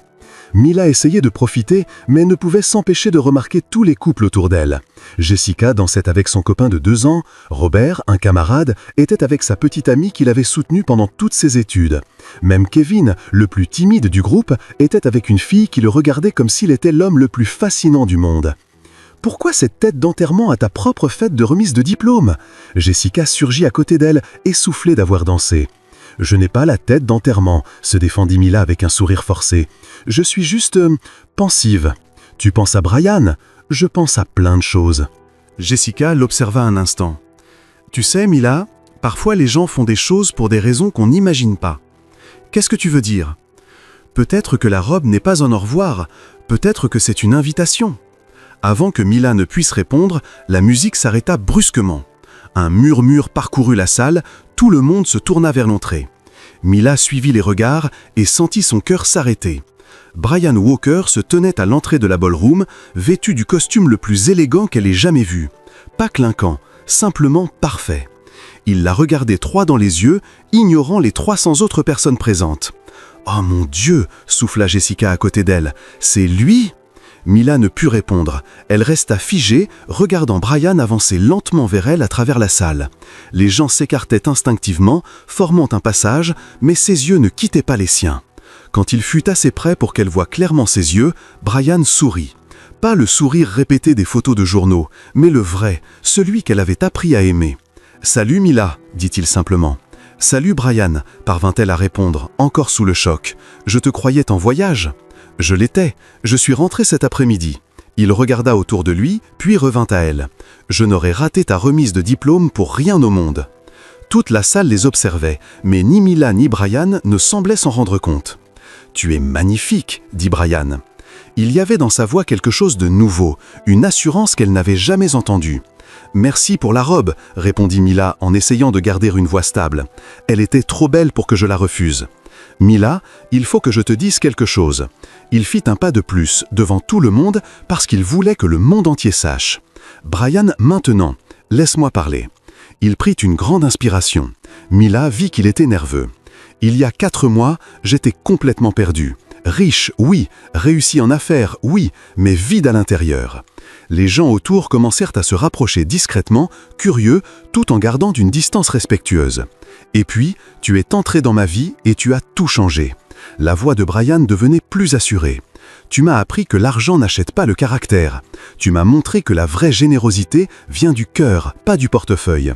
Et tu m'as appris que l'amour véritable, c'est devenir meilleur, pas essayer d'impressionner quelqu'un. » Mila sentit les larmes lui monter aux yeux. « La fondation n'est qu'un début.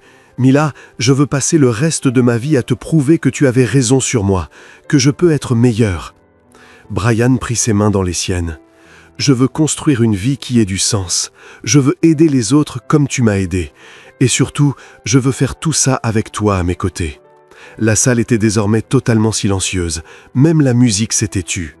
À la surprise générale, et surtout de Mila, Brian mit un genou à terre au milieu de la pièce. « Mila Charlotte Lester, dit-il en sortant une petite boîte de sa poche, veux-tu m'épouser ?» La salle explosa en murmures de surprise et d'émotion. Mila entendit sa mère pleurer de joie quelque part dans la foule. Elle entendit Jessica pousser un petit cri d'excitation juste à côté d'elle. Mais elle ne voyait que les yeux de Brian, qui attendait sa réponse. « Brian, » commença-t-elle, la voix brisée. « Je sais que c'est fou de te le demander ici et maintenant, le jour de ta remise de diplôme, dit-il rapidement. J'ai passé des semaines à essayer de trouver le moment parfait, et puis j'ai compris que n'importe quel moment avec toi est parfait. » Mila le regarda, à genoux devant elle, la bague simple, même magnifique dans son écran, la salle entière suspendue à sa réponse. Elle pensa aux derniers mois, au changement qu'elle avait vu chez Brian, à la fondation qu'il avait créée, à la robe qu'il avait choisie avec tant de soin, à la lettre qui témoignait d'une transformation sincère, et surtout à combien il lui avait manqué ces dernières semaines. « Relève-toi », dit-elle enfin. Brian, déconcerté, se redressa. « Tout le monde nous regarde, et tu sais à quel point je déteste être au centre de l'attention. » Mila sourit à travers ses larmes. « Alors oui, Brian Walker, lança-t-elle assez fort pour que toute la salle entende, je veux bien t'épouser. » La salle explosa en applaudissements et en acclamations. Brian glissa la bague à son doigt et l'embrassa tandis que 300 personnes fêtaient avec eux. Quand ils se séparèrent enfin, ils riaient et pleuraient en même temps. « Je n'arrive pas à croire que tu aies fait ça, » dit Mila en secouant la tête. « À ma remise de diplôme, devant tout le monde. » « Je voulais que tout le monde sache que je ne plaisante pas, » répondit Brian en prenant son visage entre ses mains. « Que c'est réel, que c'est pour toujours. »« Tu es sûr ?» demanda-t-elle. « Parce que désormais, plus de retour en arrière à ton ancienne vie. »« Mon ancienne vie ?» Brian sourit. « Mila, ma vie maintenant, c'est là où tu es. » Et pour la première fois depuis des mois, Mila le crut totalement. Les minutes qui suivirent, le « oui » de Mila, furent un tourbillon d'émotions, d'étreintes et de félicitations. Jessica manqua de la renverser tant elle était excitée. Sa mère riait et pleurait en même temps, et même des collègues qu'elle connaissait à peine vinrent la féliciter avec de vrais sourires. « Je n'arrive pas à croire que tu aies vraiment fait ça ici », répétait Mila à Brian en admirant la bague à son doigt. « À ma remise de diplôme devant la moitié du monde. » « Je voulais que tout le monde sache que je suis sérieux, » répondit-il en replaçant tendrement une mèche échappée dans l'excitation. « Et puis, tu dis que tu détestes être au centre de l'attention. Regarde-toi maintenant, tu rayonnes. »« Tu es en train de dire que j'aime le drame, monsieur Walker ? Je dis que tu es rayonnante, future Madame Walker. » Mila rit, sentant une légèreté qu'elle n'avait pas ressentie depuis des mois. « Future Madame Walker, je m'habitue encore au son que ça a. »« On a le temps, » dit Brian en lui prenant la main. « Toute une vie. » Le DJ, sentant le moment, lança une slow romantique. Les gens dans la salle firent naturellement de la place au centre, créant une piste improvisée. « Une danse avec ta fiancée ?» proposa Brian en lui tendant la main. « Ma fiancée ?» répétait Mila, testant le mot. « Ça va prendre un peu de temps pour s'y habituer. » Ils se dirigèrent au centre de la salle. Brian l'attira doucement dans ses bras. Mila posa la tête sur son épaule, enfin totalement détendue. « Tu sais, » murmura-t-elle à son oreille, « je n'avais jamais imaginé que ma soirée de remise de diplôme se terminerait par une demande en mariage. Et moi, je n'avais jamais imaginé demander en mariage quelqu'un qui m'avait d'abord éconduit à cause d'un champagne hors de prix. Tu t'en souviens ? » « Je me souviens de chaque mot que tu m'as dit dès le premier jour, » répondit Brian en la faisant tourner doucement. « Surtout la partie sur l'eau gazeuse. À ma décharge, c'est toujours de l'eau gazeuse. À ma décharge, tu avais totalement raison. » Ils rirent d'ensemble, dansant comme s'ils étaient seuls au monde. D'autres couples les rejoignirent, mais Mila les remarqua à peine. Pour la première fois depuis des mois, elle se sentait exactement là où elle devait être. « Brian, dit-elle au bout de quelques minutes, je peux te poser une question sérieuse ? » « Bien sûr. Tu es absolument certain que c'est ce que tu veux ? » Elle arrêta de danser un instant, parce qu'après aujourd'hui, plus de retour en arrière. Tout le monde va savoir, ce sera dans les journaux demain. Tes amis de la haute société vont en parler pendant des mois. Brian prit doucement son visage entre ses mains. « Mila, il y a 6 mois, je me souciais de ce que disaient les journaux sur moi. Aujourd'hui, la seule opinion qui compte, c'est la tienne. »« Et si tu te laissais de vivre comme des gens normaux ?» insista-t-elle. « Si les soirées, les dîners chics, la vie glamour te manquaient ? » « Tu veux la vérité ?» Brian sourit. « La dernière fois que je me suis vraiment amusé à une soirée, c'était dans ta cuisine, en mangeant des œufs brûlés et en riant de tes blagues sur mes catastrophes culinaires. Ces œufs étaient vraiment immondes. Ils étaient épouvantables. Mais c'étaient les meilleurs œufs de ma vie. » Mila rit, enfin convaincue que tout cela pouvait être réel et durable. « D'accord, Brian Walker. » Elle se rapprocha. « Si tu es sûr, alors moi aussi. »« Je suis sûr. »« Alors on y va, d'accord ?» dit-elle avec un sourire malicieux. « Mais d'abord, sache que je veux une cérémonie simple. Pas 500 invités ni des fleurs qui coûtent plus cher qu'une voiture. Simple, c'est parfait. » Et je continuerai à travailler. Je ne vais pas devenir une épouse décorative qui passe ses journées au salon de beauté. Je n'attends rien d'autre de toi. Et si tu redeviens arrogant ou plein de toi-même, je te rappellerai qui tu étais avant de me rencontrer. Tu pourras compter là-dessus. Brian rit. D'autres conditions ? Oui. Mila se pencha et murmura à son oreille. Tu vas devoir apprendre à vraiment cuisiner. Je ne peux pas passer le reste de ma vie à te sauver des incendies de cuisine. Ça va être la partie la plus dure du mariage. » Ils reprirent leur danse, perdus dans leur bulle de bonheur, quand la musique fut soudain coupée par un brouhaha près de l'entrée. Les gens se retournèrent, murmurèrent, créant une vague de curiosité et de tension. « Qu'est-ce qui se passe ?» demanda Mila en essayant de voir par-dessus la foule. Brian regarda vers l'entrée, et son visage se crispa. « Des ennuis. » Bethany Ashford venait d'entrer dans la salle, flanquée de 2 hommes en costume que Mila ne connaissait pas. Elle était impeccable comme toujours, mais il y avait quelque chose de différent dans son expression. Pas seulement de la colère ou de la jalousie, mais une froide détermination. « Brian Walker !» lança Bethany assez fort pour que toute la salle l'entende. Les conversations s'arrêtaient net. Le DJ, sentant la tension, coupa la musique. 300 personnes se tournèrent pour assister à ce qui s'annonçait comme une confrontation. « Bethany, » dit calmement Brian en posant un bras protecteur autour de la taille de Mila, « tu n'étais pas invitée. »« Oh, je n'ai pas besoin d'invitation pour dire la vérité. » Elle avança, ses talons résonnant dans le silence. Surtout quand cette vérité peut empêcher une jeune femme de commettre la plus grosse erreur de sa vie. Mila sentit son estomac se nouer. Il y avait dans la voix de Bethany quelque chose de différent cette fois. Moins d'émotion, plus de calcul. « De quoi tu parles ?» demanda Brian. « Je parle de tes affaires avec Richardson Holdings, chérie, et avec Blackstone Industries. Tu te souviens de ces entreprises dont tu jurais t'être éloigné ?» Brian pâlit. « Bethany, ne fais pas ça. » Faire quoi? Dire la vérité? Elle se tourna vers Mila. Ma petite, tu crois vraiment que cet homme a changé? Qu'il a abandonné toutes ses combines douteuses pour devenir soudain un saint? L'un des hommes qui accompagnait Bethany s'avança et sortit une enveloppe de sa veste. « Mademoiselle, dit-il à Mila, je suis détective privé. J'ai ici des documents prouvant que M. Walker a maintenu des investissements dans des sociétés faisant l'objet d'une enquête pour blanchiment d'argent jusqu'à la semaine dernière. » La salle explosa en murmures choqués. Mila eut l'impression de recevoir un coup de poing dans l'estomac. « Ce n'est pas vrai, dit Brian, mais sa voix sonnait faible. « Pas vrai ?» Bethany rit. « Alors explique ces virements bancaires. Explique les réunions que tu as eues avec Charles Richardson pendant que tu faisais semblant de lancer ta fondation caritative. » Elle jeta des photos sur la table la plus proche. Même de loin, Mila vit Brian sortir d'un immeuble de bureau, manifestement en réunion d'affaires. « Brian !» Mila se tourna vers lui, cherchant dans ses yeux une explication. « Dis-moi que ce n'est pas vrai. »« Mila, je peux expliquer. »« Expliquer ?» coupa Bethany. « Comment expliquer qu'il t'ait menti pendant tous ces mois? Comment expliquer qu'il utilise une fondation caritative pour blanchir de l'argent sale? »« C'est un mensonge !» cria enfin Brian, la voix pleine de colère. « Bethany, tu inventes tout ça. »« Vraiment ?» Elle se tourna vers le détective. « Monsieur Collins, voulez-vous avoir l'amabilité de montrer les documents à la future mariée ?» L'homme s'avança vers Mila avec l'enveloppe. Elle regarda Brian, espérant, attendant qu'il proteste, qu'il nie, qu'il fasse quelque chose pour prouver que tout était faux. Mais Brian resta là, le regard de quelqu'un pris la main dans le sac.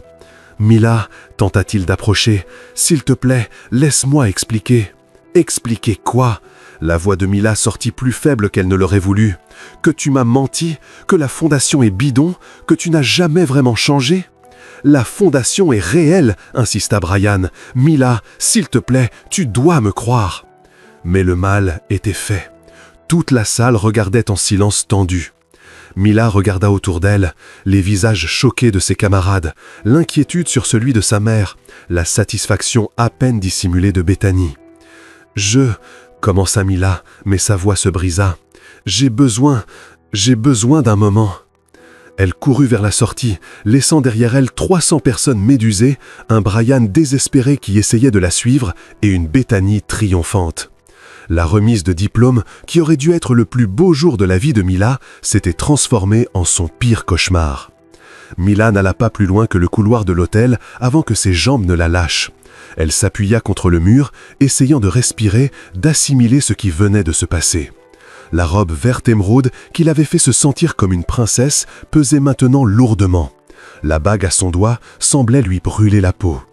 Tout ce qui s'était passé ces derniers mois défila dans sa tête comme un film en accéléré. « Mila !» La voix de Brian résonna dans le couloir. « S'il te plaît, attends. » Elle se retourna et le vit courir vers elle, son costume parfait légèrement défait à cause de la précipitation. « Non !» Elle leva la main. « J'ai besoin de réfléchir. » « Mila, s'il te plaît, juste 5 minutes. » Il s'arrêta à quelques pas, respectant son espace. « Les choses ne sont pas ce qu'elles ont l'air. »« Ah non ?» Elle eut un rire amer, parce que tout avait l'air très clair là-dedans. Documents, photos, dates, beaucoup trop précis pour être inventés. « Exactement, trop précis. » Brian passa une main dans ses cheveux. « Mila, tu me connais, tu sais qui je suis devenu. Tu crois vraiment que je ferais une chose pareille ?» L'espace d'un instant, Mila hésita.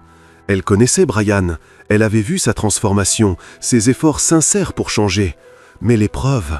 Je ne sais plus quoi croire, avoua-t-elle. À cet instant, sa mère apparut au bout du couloir, appuyée sur sa canne, visiblement inquiète. « Mila, ma chérie, qu'est-ce qui se passe ?» Mila commença, mais fut coupée par des voix fortes venant de la salle. « Vas-y, prouve-le !» C'était la voix de Bethany. Si tu n'as rien à cacher, montre-le à tout le monde. »« C'est exactement ce que je vais faire, » répondit Brian fermement, sa voix résonnant dans le couloir. Mila, sa mère et même quelques employés de l'hôtel se rapprochèrent de l'entrée de la salle pour voir ce qui se passait. Brian se tenait au centre, son téléphone branché au système son de l'hôtel. Sur le grand écran qui avait servi pour la remise des diplômes, des documents officiels commencèrent à apparaître. « Mesdames et messieurs, dit Brian d'une voix forte et claire, je vais répondre à chacune de ces accusations ici et maintenant. La première image était un document officiel de rupture de partenariat commercial. Voici le document officiel prouvant que j'ai mis fin à toute relation avec Richardson Holdings le 15 mars dernier. Il montra la date, 3 semaines avant qu'il ne rencontre Mila. Des murmures parcoururent la salle. Bethany sembla mal à l'aise. « Ça pourrait être falsifié !» cria-t-elle. « Ça pourrait !» concéda calmement Ryan. « Mais ça, non. » L'image suivante était une capture d'écran d'un site gouvernemental officiel montrant les registres publics des entreprises. Voici les registres publics, accessibles à tous, prouvant que j'ai cédé tous les investissements douteux. Il passa à l'écran suivant. Et voici la documentation officielle de la Walker Foundation for Education, enregistrée auprès du département des associations à but non lucratif de l'État de New York. Le détective qui accompagnait Bethany devint nerveux. Quant aux photos, continua Brian, la voix plus assurée, celle-ci a été prise le jour où je suis allé une dernière fois au bureau de Charles Richardson, non pas pour faire des affaires, mais pour lui remettre en main propre les documents de rupture de notre partenariat. Il montra une photo sur son propre téléphone, hors datée et géolocalisée, où on le voyait remettre les documents. Et concernant les prétendues réunions récentes, Brian regarda Bethany droit dans les yeux. « Je peux prouver où j'étais à chacune des dates mentionnées par M. Collins. » Mila regardait tout depuis le couloir, le cœur battant. L'espoir renaissait, mais elle restait prudente. Brian continua à montrer documents, relevés bancaires prouvant des investissements propres dans la fondation, email avec les avocats, dates qui correspondaient parfaitement à sa version. « Monsieur Collins, dit Brian en se tournant vers le détective, pourriez-vous expliquer à tout le monde comment vous avez obtenu ces informations prétendument confidentielles ?» L'homme rougit. « Elles m'ont été fournies par la cliente. » « Et qui était votre cliente ?»« Je ne peux pas le révéler. Pas besoin. » Brian afficha une série de SMS entre Bethany et quelqu'un identifié seulement comme Collins. Ces messages m'ont été envoyés par erreur hier quand Mademoiselle Ashford a tenté d'envoyer des instructions à son détective. Il lut à voix haute. « Il faut que ça ait l'air convaincant. Utilise les vieilles photos et mélange-les avec des dates récentes. Il n'aura pas le temps de se défendre. » Le silence dans la salle fut total. Bethany était blanche comme un linge. « C'est une attente à la vie privée !» cria-t-elle. « Pas quand les messages sont envoyés par erreur sur mon téléphone. » Brian régna son portable. « Mesdames et messieurs, tout ce que vous avez vu ici aujourd'hui était une tentative désespérée de nuire à ma réputation et de détruire mon bonheur. » Il regarda vers le couloir où se tenait Mila. « Mila, dit-il plus doucement, je comprendrais si tu ne pouvais pas me pardonner de ne pas t'avoir tout expliqué tout de suite. Je comprendrais si tu avais besoin de temps pour digérer tout ça. Mais je veux que tu saches que chaque mot que j'ai dit sur le changement était vrai. » Mila sentit les larmes lui monter aux yeux, non pas de tristesse, mais de soulagement. « Il y a encore une chose, » continua Brian, parlant désormais uniquement à elle, « que je voulais te dire aujourd'hui, mais de façon plus privée. » Un document de la fondation apparut sur l'écran. Mila lut le nom et sentit ses jambes fléchir à nouveau. Walker Lester Foundation for Education, dédié à la mémoire et à l'exemple de Rosa Lester, une femme d'un courage extraordinaire qui a élevé une fille remarquable tout en affrontant l'adversité avec dignité et grâce. Mila mit les mains sur sa bouche. Sa mère, assise à côté d'elle, se mit à pleurer. « La fondation porte le nom de ta mère, Mila, » dit Brian, la voix pleine d'émotion. « Parce que c'est sa force et sa dignité qui ont inspiré la femme extraordinaire que tu es devenue. Et c'est cette femme qui m'a appris à être meilleur. » Dans la salle, quelques personnes commencèrent à applaudir, puis d'autres. En quelques secondes, tout le monde applaudissait, tandis que Bethany et son faux détective sortaient discrètement par l'issue de secours. Mila regarda sa mère, qui hocha la tête en souriant à travers ses larmes. « Vas-y, ma chérie, va retrouver ton fiancé. » Mila revint dans la salle, encore tremblant d'émotion. Brian la vit arriver, descendit de la petite estrade improvisée et la rejoignit au milieu de la piste. « Je suis désolé, dit-elle doucement, désolé d'avoir douté de toi. Tu n'as pas à l'être. » Brian prit son visage entre ses mains. Elle était convaincante. N'importe qui aurait eu des doutes. « Mais je te connais, j'aurais dû faire confiance à ce que je savais de toi. » « Mila, tu m'as rencontré comme un homme arrogant qui voulait tout résoudre avec de l'argent. » Il sourit. « C'est normal que tu aies eu besoin de preuves que j'avais vraiment changé. » « Et tu l'as prouvé ?» Elle lui prit les mains. « Pas seulement que tu avais changé, mais que tu avais le courage de faire face à tout ça pour moi. »« Pour nous, » rectifia Brian en la serrant contre lui, « et pour notre future famille. »« Notre famille ?» répéta Mila, aimant la sonorité. Ça inclut ma mère? Surtout ta mère. Ça va être ma belle-mère préférée. Ça va être ta seule belle-mère, idiot. Ils rirent ensemble, et Mila se sentit enfin capable de respirer normalement. Brian, oui, la fondation porte vraiment le nom de ma mère? Oui, et elle a déjà approuvé des bourses pour 50 étudiants pour le premier semestre. Il sourit fièrement. Ta mère va laisser une trace incroyable. Mila regarda autour de la salle. Ses camarades souriaient. Sa mère pleurait de fierté. Elle comprit qu'elle n'avait pas seulement obtenu son diplôme ce jour-là, elle avait trouvé son avenir. « Alors, dit-elle en jouant avec la bague à son doigt, quand est-ce qu'on se marie? Quand tu veux. Et si je veux demain? Demain, c'est un peu juste, mais on va s'arranger. » Je plaisante, Mila l'embrassa rapidement. Mais pas tant que ça. Je ne vais pas attendre longtemps pour t'épouser, Brian Walker. Moi non plus, future Madame Walker.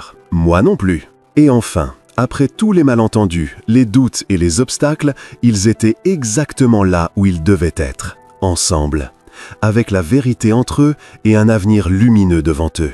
6 mois après la remise de diplôme qui avait failli tourner au désastre, Mila Walker, elle s'habituait encore à son nouveau nom, se réveilla un samedi matin avec une odeur de brûlé venant de la cuisine. « Brian Walker !» cria-t-elle en bondissant du lit. « Si tu mets encore le feu à notre cuisine, je demande le divorce avant même notre premier mois de mariage. » La voix de Brian monta d'en bas, un peu gênée. « Techniquement, il n'y a pas le feu, c'est juste très grillé. » Mila descendit en courant les escaliers de leur nouvelle maison à Brooklyn. Ce n'était pas un penthouse comme l'ancien de Brian, mais c'était parfait. 3 chambres, un petit jardin où elle plantait des tomates et une grande cuisine idéale pour les aventures culinaires de son mari. Dans la cuisine, elle trouva Brian devant la gazinière, spatule à la main comme une arme, fixant ce qui avait autrefois été des pancakes. Mila, à ma décharge, la recette ne précisait pas que feu moyen change selon les plaques. Brian, mon cœur, elle l'embrassa sur la joue en retenant un rire. Feu moyen, c'est pareil sur toutes les plaques. La différence, c'est que tu as un don particulier pour transformer n'importe quoi en charbon de bois. Au moins, je suis constant. Il racla les pancakes brûlés dans la poubelle. Je commande le petit déjeuner chez George? Je veux que tu continues à essayer, répondit Mila en ressortant les ingrédients. Parce que, quand on aura des enfants, il faudra qu'ils sachent que leur père a au moins essayé de ne pas les affamer. Quand on aura des enfants, Brian s'arrêta net, un sourire aux lèvres. C'est ta façon de me dire quelque chose? Pas encore, rougit-elle légèrement. Mais un jour, et ce jour-là, il faudra que tu saches faire des pancakes sans faire brûler la maison. Ils passèrent le reste de la matinée à essayer de préparer un petit déjeuner décent. Brian réussit des pancakes seulement légèrement brûlés, ce qui, pour lui, relevait du chef-d'œuvre culinaire. « Tu sais, dit Mila en mangeant un pancake qui avait encore un petit goût de fumée, je n'aurais jamais cru passer mes samedis matins à apprendre à un ex-milliardaire à ne pas incendier la cuisine. » Ex-milliardaire? Brian fit mine d'être offensé. Je suis toujours techniquement millionnaire. J'ai juste changé l'usage que j'en fais. Et c'était vrai. Ces 6 derniers mois, Brian avait totalement transformé sa vie. La fondation aidait désormais plus de 200 étudiants. Il avait vendu le penthouse et investi l'argent dans des programmes éducatifs. Et il passait plus de temps dans des écoles publiques que dans des clubs privés. À propos de la fondation, dit Mila en essuyant ses mains sur son tablier, comment s'est passée la réunion d'hier? Le visage de Brian s'illumina. On a validé 50 bourses supplémentaires pour le prochain semestre. Et tu te souviens de Jessica Martinez, la fille du Bronx qu'on a rencontrée le mois dernier, celle qui veut devenir médecin? Elle est prise à Columbia, bourse complète. Mila sentit ses yeux s'embuer. C'était ce genre d'histoire qui rendait tout le travail worthwhile. C'est incroyable, Brian. Ce n'est que le début. Il lui prit la main.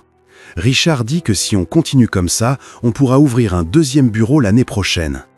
Mila regardait son mari parler de la fondation avec une passion qu'elle n'avait jamais vue quand il parlait affaires ou argent.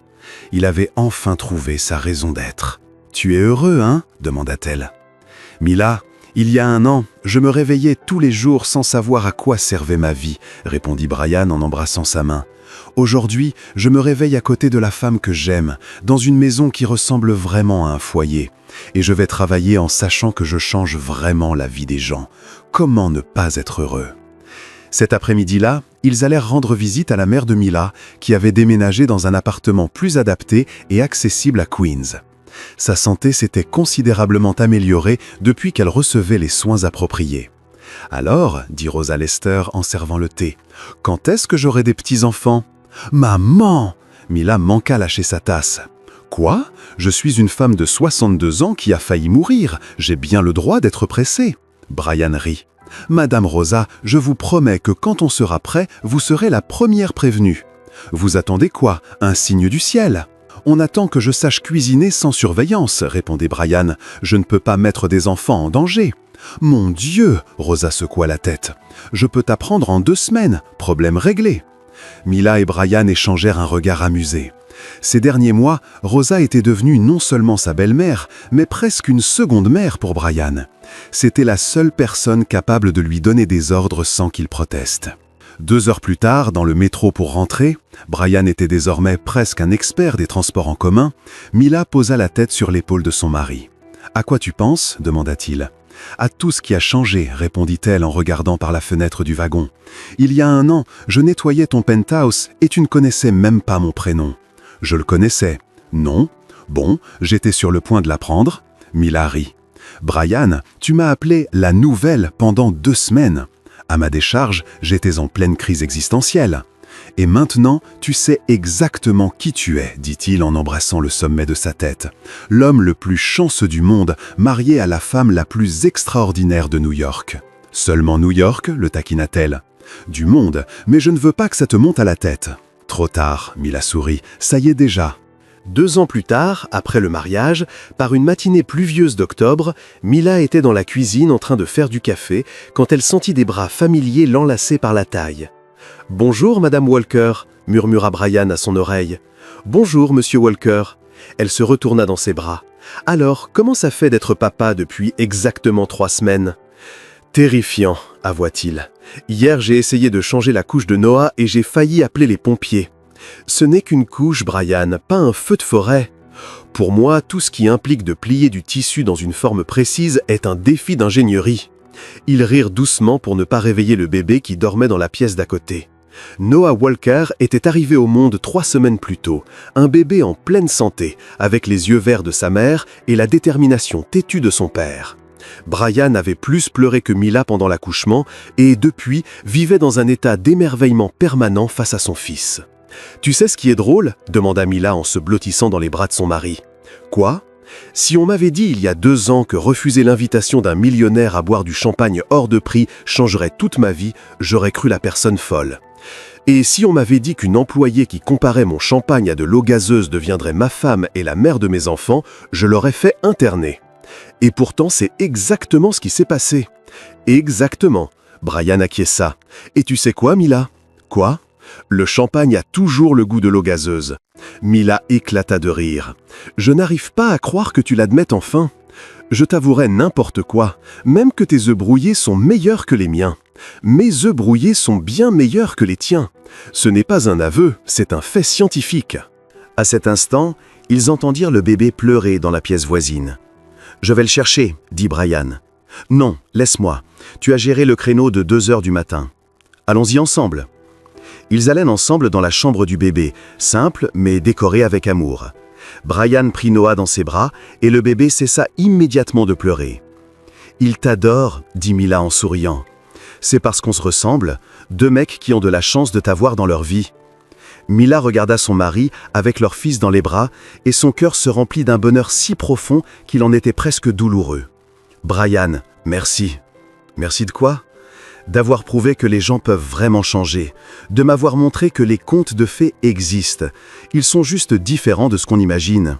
« Mila, c'est toi qui as changé ma vie, » répondit Brian en berçant doucement le bébé. « Tu m'as appris que la vraie richesse n'a rien à voir avec ce qu'il y a à la banque. Et toi, tu m'as appris que parfois, ça vaut le coup de donner une seconde chance à quelqu'un, même quand ce quelqu'un a failli incendier la maison en essayant de faire frire un œuf. » C'est exactement pour ça, dit Mila en embrassant son mari et son fils, que j'aurai toujours des histoires drôles à raconter. Ce matin-là, pendant qu'il prenait le petit déjeuner avec Noah endormi dans les bras de Brian, Mila regarda autour de la cuisine de leur petite maison de Brooklyn. Pas de marbre italien ni de lustre en cristal, mais quelque chose de bien plus précieux, de l'amour, du rire et une famille bâtie sur la confiance et la croissance mutuelle. Et tandis que le soleil du matin filtrait par la fenêtre de la cuisine, illuminant une famille réunie de la manière la plus inattendue, Mila sut qu'ils avaient trouvé ce que l'argent ne pourra jamais acheter. Un amour vrai, fondé sur le respect, l'évolution et le courage de devenir de meilleures personnes l'un pour l'autre. Qu'avez-vous pensé de l'histoire de Mila et Brian? Partagez vos impressions en commentaire. Sur une échelle de 0 à 10, quelle note donneriez-vous à cette histoire? N'oubliez pas de vous abonner et d'activer la cloche pour suivre toutes nos histoires et cliquez ici pour découvrir d'autres récits émouvants. Ce matin-là, pendant qu'il prenait le petit déjeuner avec Noah endormi dans les bras de Brian, Mila regarda autour de la cuisine de leur petite maison de Brooklyn. Pas de marbre italien ni de lustre en cristal, mais quelque chose de bien plus précieux, de l'amour, du rire et une famille bâtie sur la confiance et la croissance mutuelle. Et tandis que le soleil du matin filtrait par la fenêtre de la cuisine, illuminant une famille réunie de la manière la plus inattendue, Mila sut qu'ils avaient trouvé ce que l'argent ne pourra jamais acheter. Un amour vrai, fondé sur le respect, l'évolution et le courage de devenir de meilleures personnes l'un pour l'autre. Qu'avez-vous pensé de l'histoire de Mila et Brian? Partagez vos impressions en commentaire. Sur une échelle de 0 à 10, quelle note donneriez-vous à cette histoire? N'oubliez pas de vous abonner et d'activer la cloche pour suivre toutes nos histoires et cliquez ici pour découvrir d'autres récits émouvants.